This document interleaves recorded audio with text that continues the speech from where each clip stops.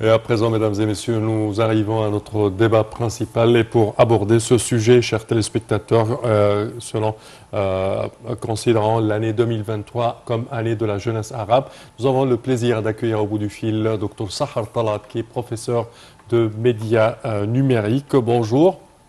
Bonjour.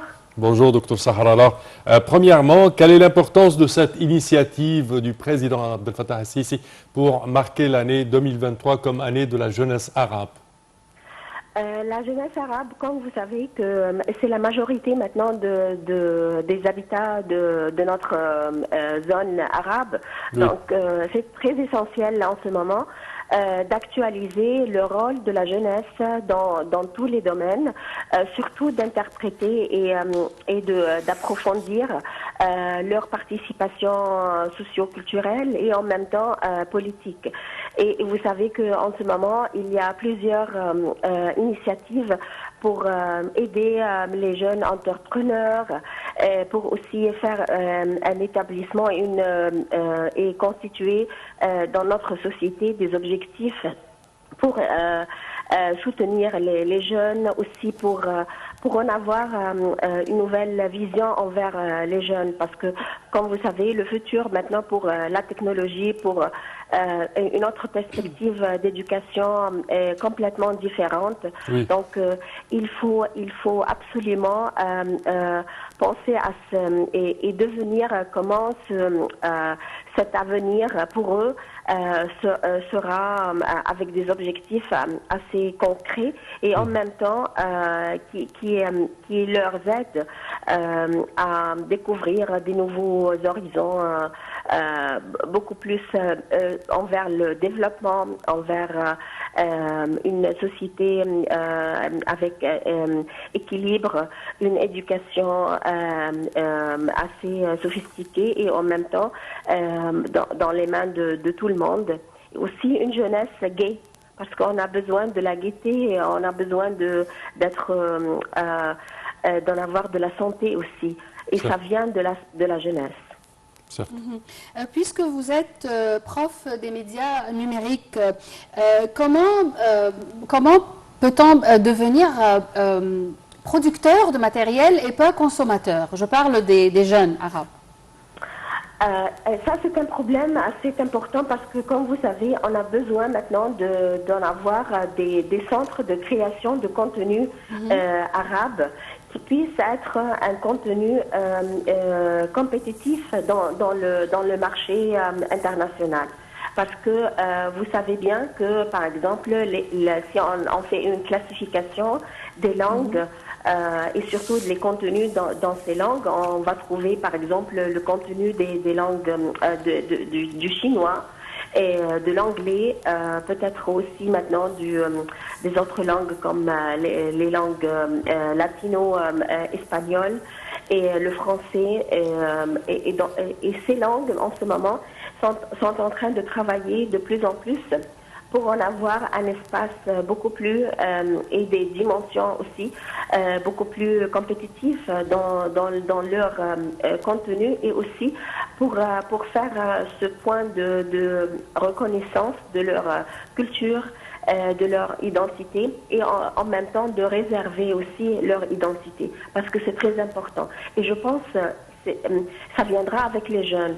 Si les jeunes reconnaissent l'importance du contenu digital qu'on a besoin en ce moment. S'ils sont en train de penser, par exemple, qu'on a des spécialisations, et surtout dans tout ce qui est travail pour les analyses des dates et tout ça. Donc ça va nous donner une nouvelle interprétation de notre présent et aussi une autre zone d'apprentissage pour eux et pour leur éducation. Et aussi, on a besoin d'en avoir des citoyens qui sont tous des citoyens lettrés avec les nouveaux médias. Est-ce que l'exposition à d'autres cultures comme la culture française, anglaise, espagnole, ça aide les jeunes arabes à avoir un contenu plus concret ou bien ça a un effet négatif? Il y a les deux.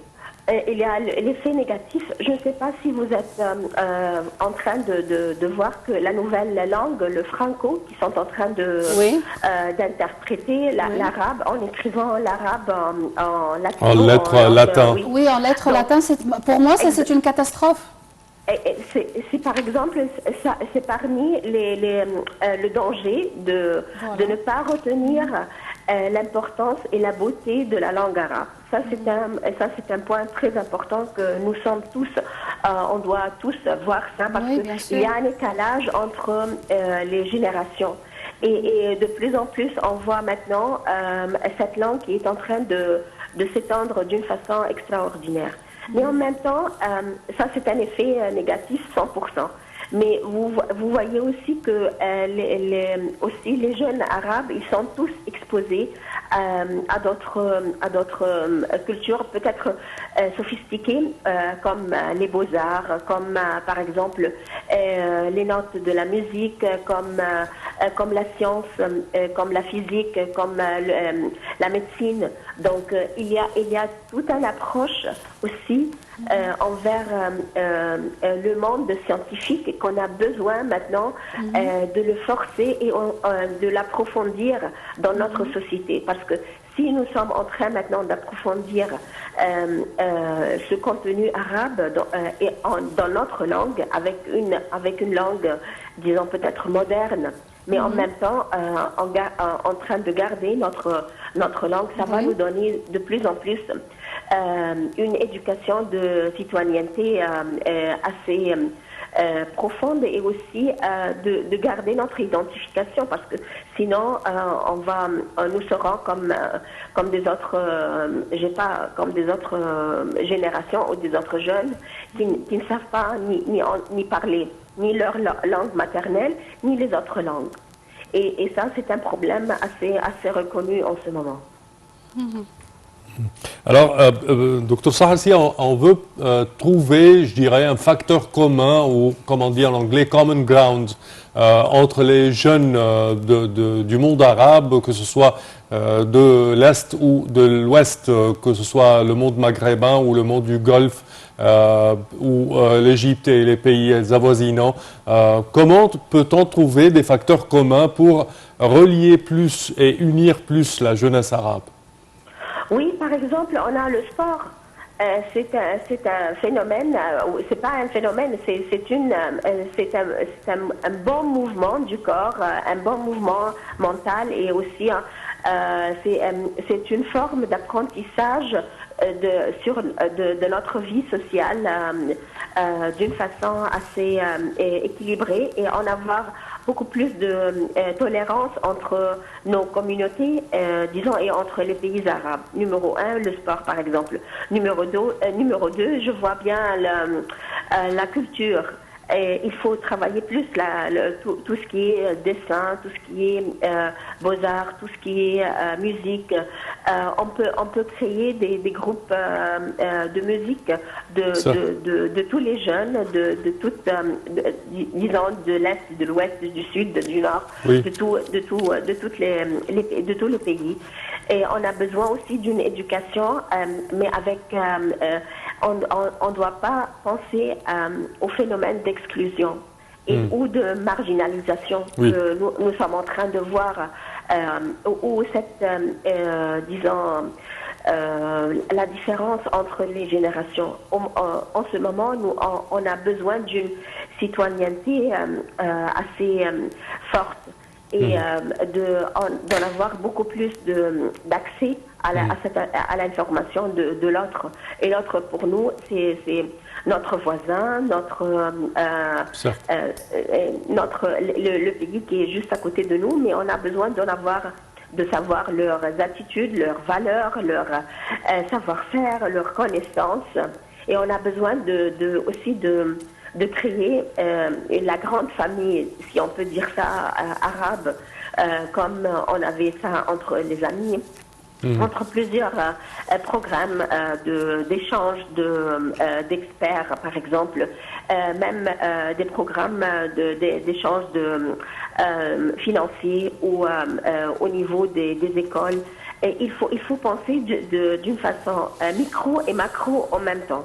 Parce que sinon, parce que les jeunes, ils sont vite, ils ont un speed incroyable. Donc, Oui. on a besoin d'en avoir cette expérience et cet enseignement qui ne soit pas tout le temps théorique. On doit pratiquer, adapter ça au monde quotidien et au monde technologique. Parce qu'ils sont vraiment speed dans ce domaine. Oui, parfait. Docteur Sahar Talat, au terme de cette édition, nous tenons à vous remercier pour vos explications. Merci à vous. Je répète que vous êtes professeur de médias numériques. Merci à vous. Merci. Bonne journée. Merci, pareillement. Chers téléspectateurs, malheureusement, notre temps arrive à bout. Au terme de cette édition, nous tenons tous à vous remercier de votre attention. Et je tiens également à remercier ma collègue Yara. Merci Semeh, merci à toute l'équipe de ce matin et à la prochaine.